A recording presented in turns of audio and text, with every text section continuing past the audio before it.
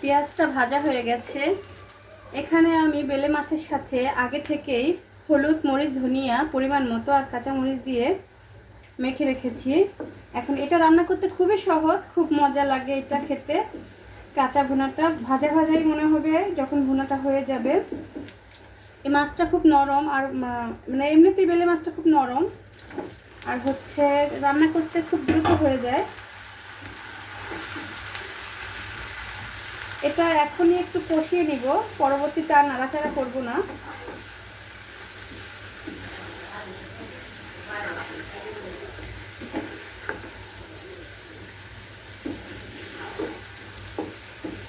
পানি দিয়ে দেওয়ার পর আর নাড়াচাড়া করব না, এটা এইভাবেই সিদ্ধ হতে থাকবে। একটু টমেটো দিলে মাছটা টক টক লাগবে, সব মাছ টক লাগলে ভালো লাগে না।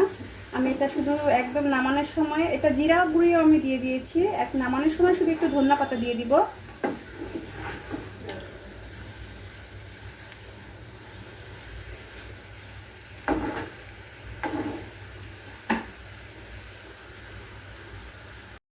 দিয়ে দিয়েছি পরিমাণ মতো পানি, এখন ঢাকা দিয়ে দেব।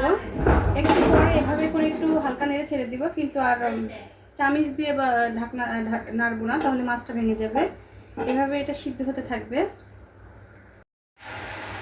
দিয়ে দিচ্ছি কিছু ফ্রোজেন ধনিয়া পাতা, এটা গরম দিলে একদম টাটকা হয়ে যাবে।